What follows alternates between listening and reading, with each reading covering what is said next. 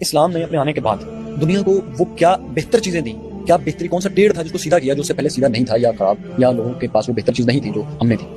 سب سے بڑی چیز یہ ہے کہ ہم نے فریڈم آف ایکسپریشن دیا ہے کہ آپ اپنے بادشاہ سے ہٹ کے بھی اپنا ریلیجن رکھ سکتے ہیں. آپ کو رائٹ ہے کہ آپ اپنے ریلیجن کے مطابق زندگی گزاریں. یہ رائٹ آپ کو نہ پرشینز دیتے تھے نہ نوبلز. 632 سے پہلے یہ نہیں تھا. کہاں تھا؟ آپ کے سامنے یہ سب کچھ. آج جو ہم عورتوں کے حقوق کی بات کر رہے ہیں، بتائیں عورتوں کی کیا حیثیت تھی رومنز اور پرشینز کے ہاں؟ آج اسلام سے مورل لاز چوری کر کے ہمیں بتا رہے ہو کہ ہیومن ڈگنیٹی کیا ہے. اگر یہ تھی تو اسلام سے پہلے کہاں مری ہوئی تھی ساری ہیومن ڈگنیٹی؟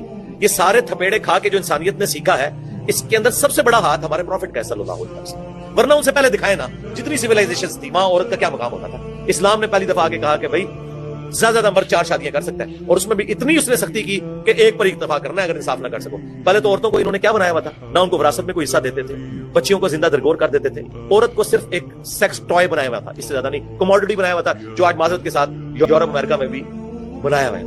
یہ جو صرف طلاق ہونے کے اوپر آدھی جائیداد مل جانا، اس کو بڑا پریزنٹ کر رہے ہیں. مجھے بتائیں جو یہاں پہ عورت کی عزت ہے، بچپن میں وہ اپنے باپ کے زیر سایہ ٹوٹل ذمہ داری وہ اٹھاتا ہے، پوری رسپیکٹ دیتا ہے. یقین کریں ہم اپنی بچیوں کے ساتھ وہ ضرور کرتے ہیں کہ ہمیں بعض کا ڈر لگتا ہے کہ یا اللہ کہیں بیٹوں کے ساتھ زیادتی نہ کر دی ہو. اتنا اسلام نے ہمیں عورت کے بارے میں رسپیکٹ سکھائی. اچھا جب وہ بیوی بنتی ہے تو خاوند گھر اسے رانی بنا کے رکھتا ہے. یہ نہیں کہتا کہ جی جاؤ تم بھی کما کے لاؤ اور میں بھی کما کے اپنا کھائیں گے. وہ کہتا ہے تو گھر کی رانی ہے، میں محنت کروں گا، تو میری عزت ہے. ٹھیک ہے. بوڑھی ہو جاتی ہے تو اولاد اسے ماں کا درجہ دیتے ہیں. ٹھیک ہے. یہ سب کچھ اسلام نے دیا نا. انہوں تو اولڈ ایج ہاؤسز بنائے ہوئے نا. ٹھیک ہے. اس کے بعد جو پسا ہوا طبقہ تھا اس کے حقوق دیے ہیں جو اس سے پہلے نہیں تھے. غلامی کو اتنا ڈسکریج کیا کہ وہ آٹومیٹکلی دنیا سے ختم ہو گئی. عورتوں کو حقوق دیے، چاہے وہ ماں کی شکل میں ہو، بیوی کی شکل میں ہو. دیکھیں آپ بخاری میں حدیث ہے کہ پہلے 3 جو حق ہے وہ ماں کے، چوتھا باپ کا آتا ہے. پہلے کہاں ماں کے بارے میں؟ پہلے تو یہ حالت تھی کہ باپ مرتا تھا نا، اس کی ساری بیویاں بڑے بیٹے کی بیویاں بن جاتی تھی، ہے نا. یہ دوسری بڑی چیز دی ہے اسلام نے. میں یعنی یہ اس اعتبار سے بات کروں جو ایک عام انسان سننا چاہتا ہے. ورنہ اسلام کی سب سے بڑی چیز جو ہے وہ توحید، ٹرو کنسپٹ آف گاڈ، جو ملائن کر دیا تھا دوسرے ریلیجنز میں، وہ آ کے قرآن نے دیا ہے، نبی اسلام نے دیا. لیکن اس وقت میں چونکہ اس ماحول کے اندر بات کر رہا ہوں تو میں پھر وہی والی لینگویج بولوں گا جو آپ سننا چاہتے ہیں کہ آپ اپنی مرضی کا دین رکھیں، فریڈم آف ایکسپریشن رکھیں، دوسرے کو بھی موقع دیں.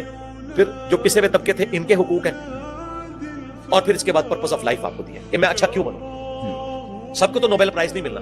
مدر ٹریسا کو ملا ہے. اس طرح کی کئی عورتیں ہیں جو ہر شہر میں آپ کو 1-1 2-2 لوگ ایسے نظر آئیں گے جو کر رہے ہیں، انہیں نوبل پرائز نہیں ملتا. وہ ملالا کو ہی ملا.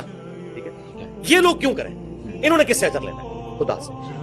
خدا اورینٹڈ اس حوالے سے کیا کہ آپ جو کر رہے ہیں دنیا میں آپ کی کوئی پذیرائی نہ بھی ہو، تب بھی اس ہستی نے آپ کو ہمیشہ کی زندگی دینی ہے جس میں اس نے ان تمام چیزوں کے عوض آپ کو اجر دینا ہے. یہ 3 بڑی چیز.